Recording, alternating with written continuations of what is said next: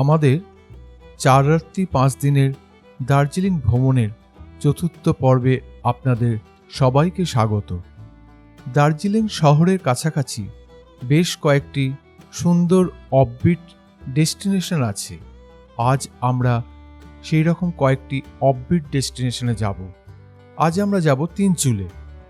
যাবার পথে আমরা দেখে নেব বেশ কিছু দর্শনীয় স্থান। প্রথমে আমরা যাব লামাহাটা, তারপর Peshok tea garden, Triveni lovers view point, orange valley হয়ে যাব তিনচুলে। যারা আমাদের দার্জিলিং ভ্রমণের আগের পর্বগুলি দেখেননি তাদের কাছে অনুরোধ রইল ভিডিওগুলি দেখার। ভিডিওর লিংক আমি ডেসক্রিপশন বক্সে দিয়ে দিলাম।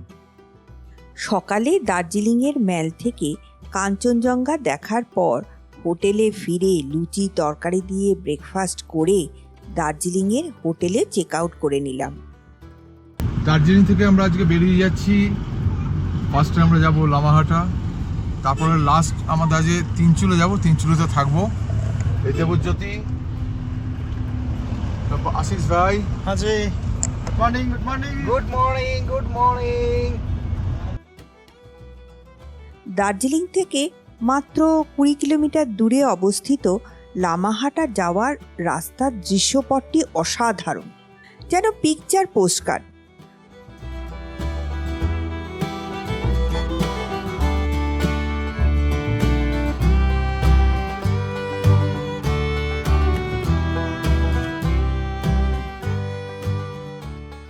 যে লামাহাটা যে ইকো পার্ক, তার টিকিট কাউন্টার, এই পার্কটা খোলা থাকে 8টা থেকে 5টা অবধি।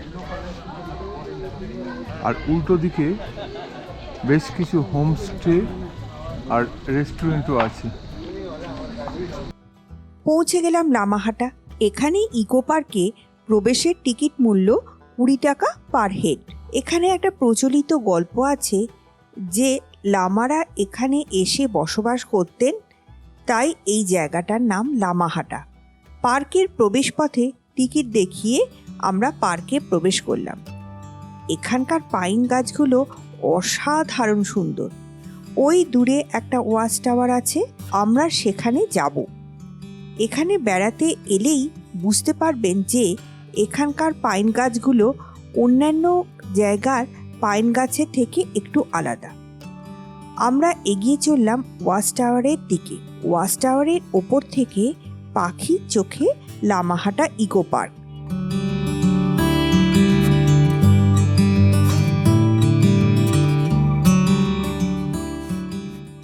ওয়াচ টাওয়ারের ঠিক পাশেই এদিকটা দিয়ে 750 মিটার পাথুরের রাস্তায় ট্রেক করে গেলেই পৌঁছে যাওয়া যায় পার্কের ভেতরে অবস্থিত এক সিক্রেট লেকে। স্থানীয় মানুষজন এই লেককে খুব পবিত্র বলেই মনে করেন।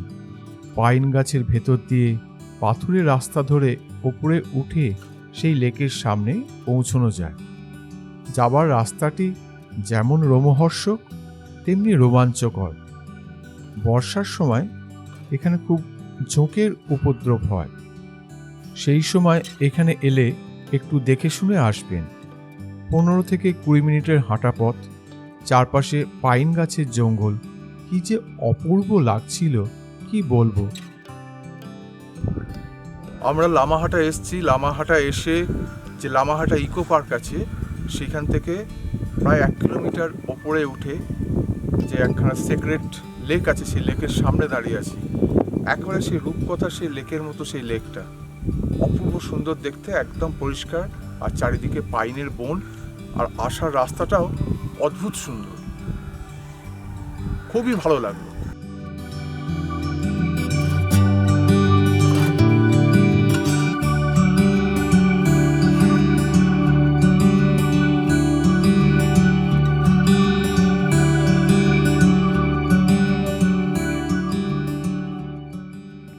ওই দূরে আরও একটা লেক আছে, আর এই যে বিশাল 2 টুকরো পাথর দেখতে পাচ্ছেন, তাকে ঘিরেও একটা গল্প প্রচলিত আছে।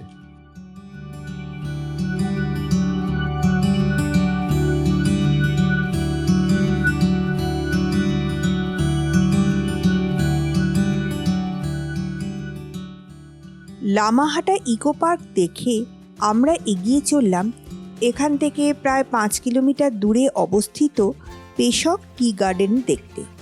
এই হচ্ছে ছবির মতো সুন্দর পেশক টি গার্ডেন।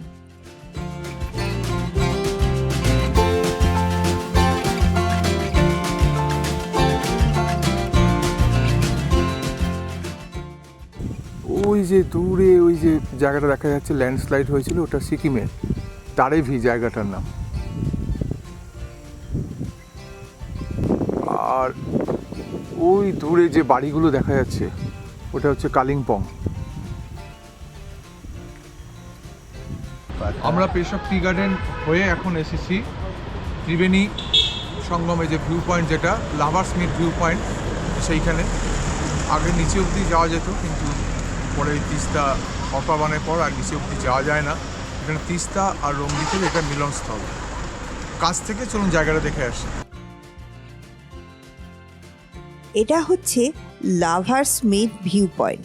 অপূর্ব সুন্দর দৃশ্য, চলুন সামনে থেকে দেখে আসি।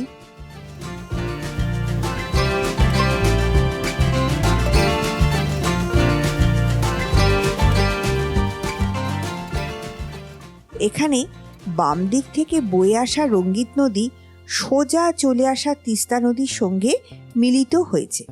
এখানে বাম দিকে রঙ্গিতের পাশের পাহাড়গুলো হলো সিকিমের, আর ডান দিকে তিস্তার পাশের পাহাড়গুলো হলো কালিম্পংয়ের। এখানে ছোট ছোট প্রচুর খাবারের স্টল আছে।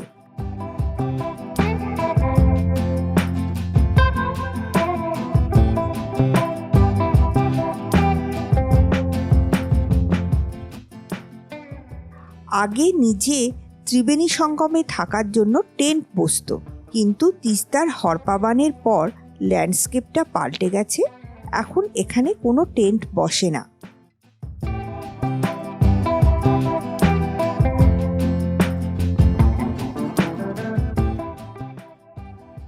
এবার আমরা এগিয়ে চললাম বড়ামঙ্গুয়ার কাছে অরেঞ্জ ভ্যালি দেখতে।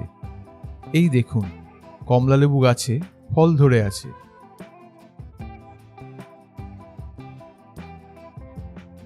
এখানকার সবথেকে যেটা আকর্ষণ, সেই কমলালেবু বাগান দেখার জন্য 50 টাকা টিকিট কেটে বাগানে ঢুকতে হয়।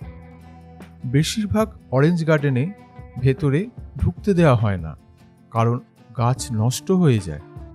এখানে কিন্তু ভেতরে ঢুকতে দেওয়া হয়। ভেতরে এসে চোখ জুড়িয়ে গেল।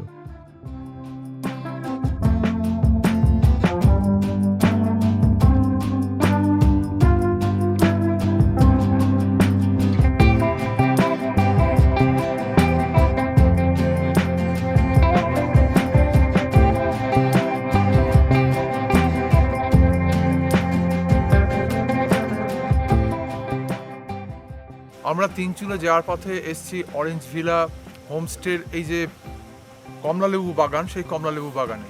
এখানে ঢোকার জন্য একটা এন্ট্রি ফিস লাগে, পার হেড 50 টাকা।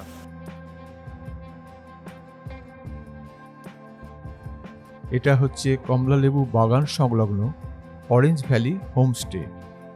এই হচ্ছে কমলালেবু থেকে বিভিন্ন প্রোডাক্ট তৈরির ফ্যাক্টরি।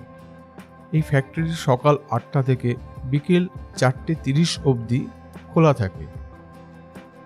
এটা হচ্ছে ফ্যাক্টরি আউটলেট। এখান থেকে আপনি কমলালেবু দিয়ে তৈরি বিভিন্ন প্রোডাক্ট কিনতে পারেন। এই ফ্যাক্টরিতে এসে ফ্রেশ কমলালেবুর জুসও খাওয়া যায়, আর কিভাবে বিভিন্ন প্রোডাক্ট তৈরি হয় সেগুলো দেখা যায়, কিন্তু আজকে সময় না থাকায় সেটা দেখাতে পারলাম না।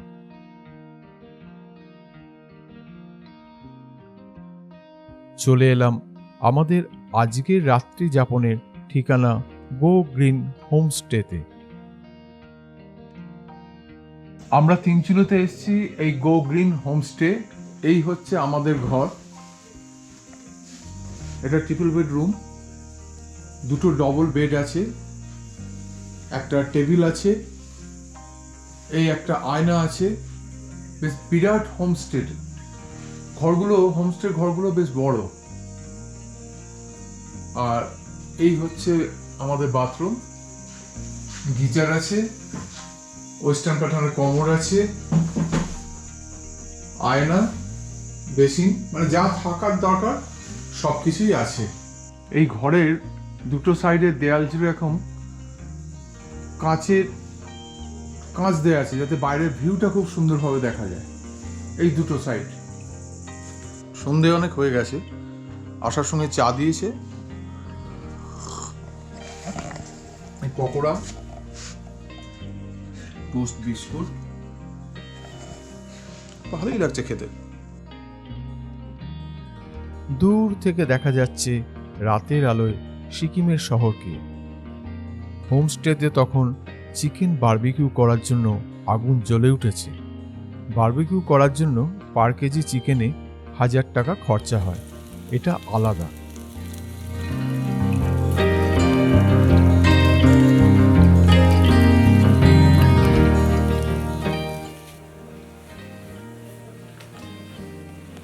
গৌডিনে এটা অবশ্যই ট্রাই করবেন, বারবিকিউটা সন্ধ্যেবেলা অসাধারণ। রাতে হোমস্টেতে রান্নাঘরে ডিনার তৈরির কাজ চলছে পুরোদমে।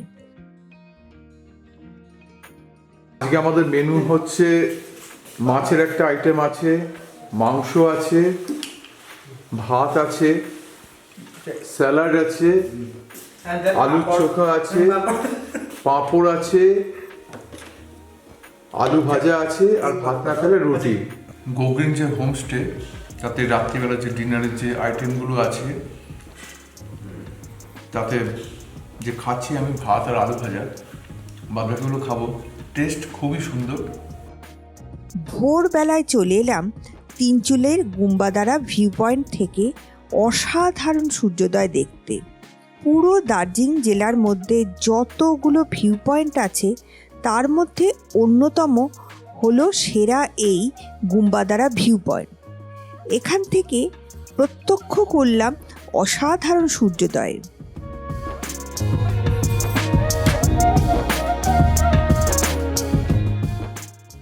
দূরে খুব আবছাভাবে দেখা যাচ্ছে কাঞ্চনজঙ্ঘা। আমাদের মাথার ওপর কোনো মেঘ নেই, একদম ঝকঝকে। আর যত মেঘ গিয়ে জড়ো হয়েছে ওই কাঞ্চনজঙ্ঘা পাহাড়ের রেঞ্জের মাথায়। কত সুন্দর দৃশ্য! ওপরে আমরা, নিচে মেঘ, আর দূরে ওই কাঞ্চনজঙ্ঘা।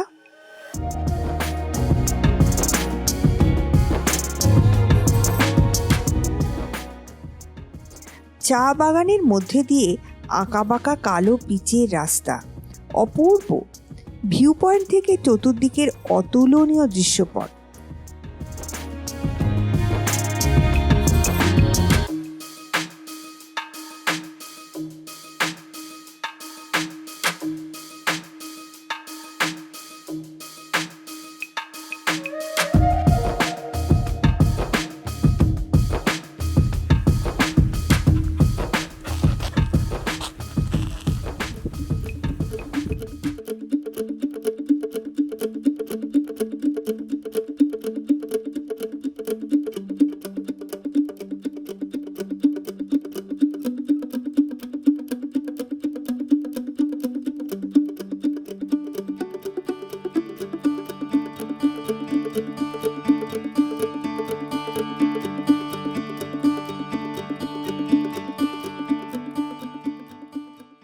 চলে এলাম হোমস্টেতে। হোমস্টের চারিদিকে অপূর্ব দৃশ্য, বসেই দেখা যাবে এখান থেকে সূর্যোদয়। এই হোমস্টেতে 3খানা রুম আছে। প্রত্যেকটা রুমের সামনেই একটা করে ছোট্ট ব্যালকনি, সামনে ছাতা লাগানো বসার টেবিল, চেয়ারও আছে।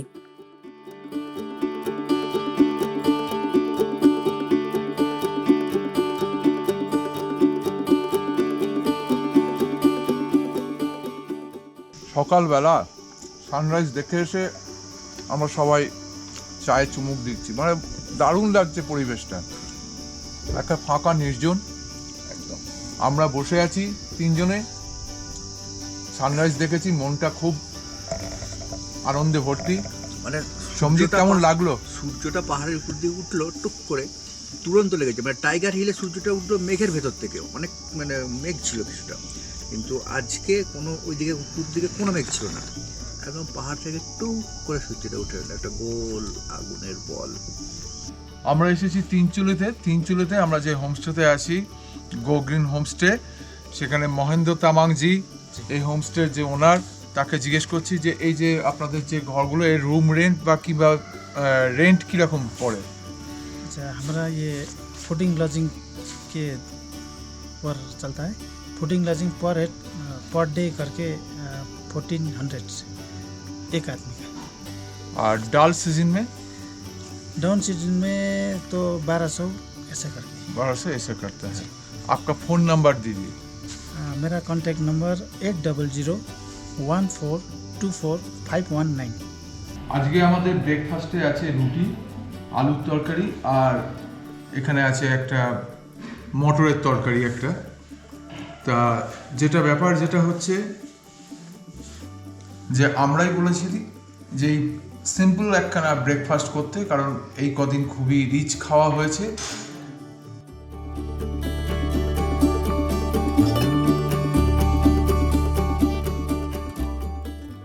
ব্রেকফাস্ট করে আমরা রওনা দিলাম এনজেপির উদ্দেশ্যে।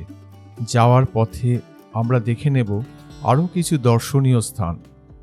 তাকদা বাজারের মধ্যে দিয়ে আমরা এগিয়ে চললাম তাকদা অর্কিড গার্ডেন দেখার উদ্দেশ্যে। এই অর্কিড গার্ডেনটি খোলা থাকে সকাল 9টা থেকে বিকেল 4টে অবধি। তিনচুলো থেকে ফেরার পথে আমরা এখন যাচ্ছি তাকদা অর্কিড গার্ডেনে। তিনচুলো থেকে সামান্য একটুই দূরে ওয়েস্ট বেঙ্গল গভর্নমেন্টের 20 টাকা করে এন্ট্রি ফিস কেটে আমরা ঢুকে পড়লাম এই অর্কিড বাগান। গাছপালা দিয়ে সাজানো সুন্দর রাস্তা ধরে আমরা ভেতরে এগিয়ে চললাম বিভিন্ন বিরল প্রজাতির ক্যাকটাস এবং অর্কিড দেখার উদ্দেশ্যে।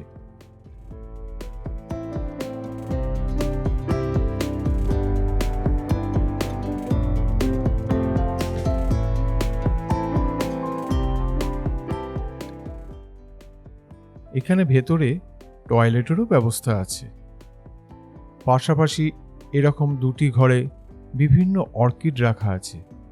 প্রথম ঘরটিতে 34টি প্রজাতির অর্কিড রাখা আছে এবং প্রত্যেকটি গাছের টবে প্রজাতির নাম লেখা আছে।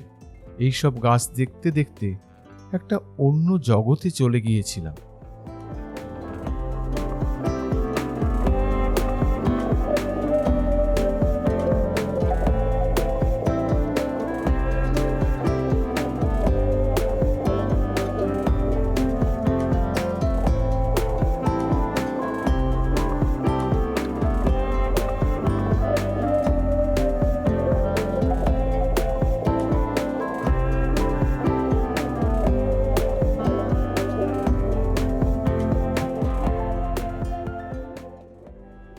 এটি হচ্ছে এখানকার সবথেকে দামি অর্কিড গাছ।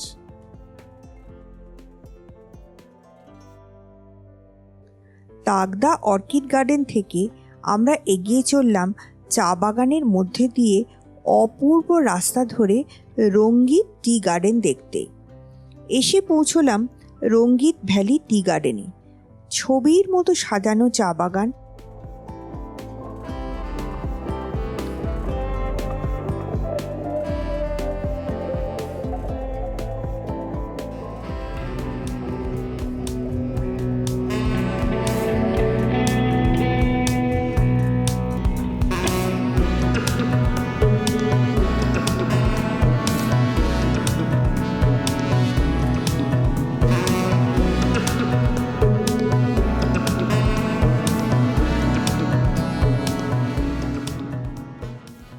এরপর আমরা চা বাগানের মধ্যে দিয়ে এগিয়ে চললাম এনজেপির উদ্দেশ্যে। আজই আমাদের ট্রেন, তবে তার আগে আমরা শিলিগুড়িতে যাব বেঙ্গল সাফারিতে। যাওয়ার পথে আমাদের যাত্রাপথের সুন্দর দৃশ্যপট দেখানোর লোভ সামলাতে পারলাম না।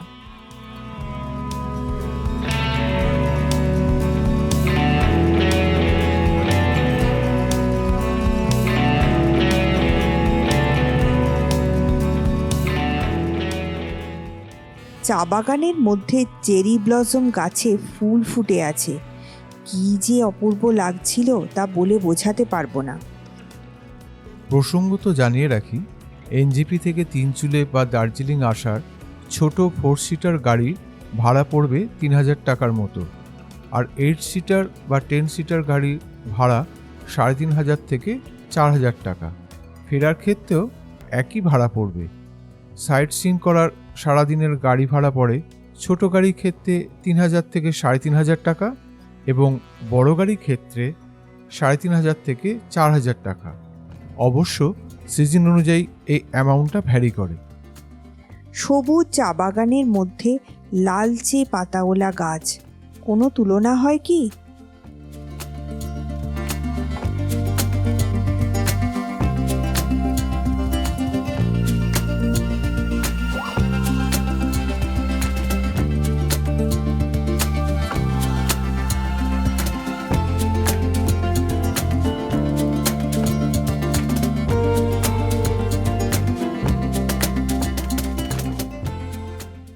বলতে বলতে চলে এলাম তিস্তা নদীর ধারে।